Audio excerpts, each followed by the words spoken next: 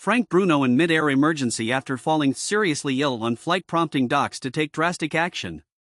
The former world heavyweight champ was left in a really bad way as he headed off on a speaking tour.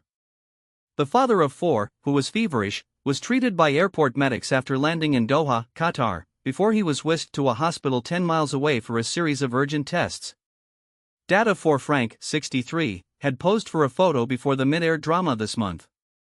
Doctors eventually diagnosed him with a viral infection and kept him in for nearly 2 weeks, taking his passport so he could not try to leave. Last night his manager said he was recovering and looking to return to work as soon as possible. Bruno had been due to talk at 4 events in Thailand, so took a connecting Qatar Airways flight on March 3 from Heathrow to Doha. He posted a picture of himself in his seat, smiling with sunglasses perched on his head. He wrote, "Morning, so the Frank Bruno World Tour continues.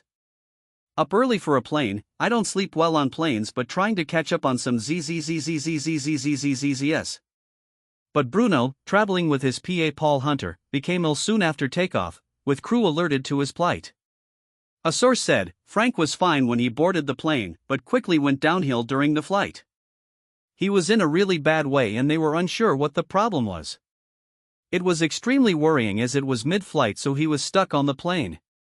Paul and Frank thought it might be food poisoning, but it turned out to be worse than that.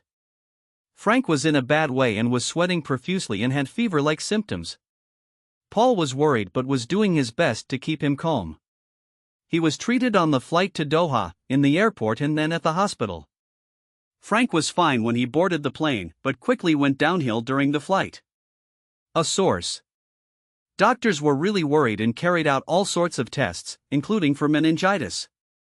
They then diagnosed him with a viral infection, which at least meant they could start treating him.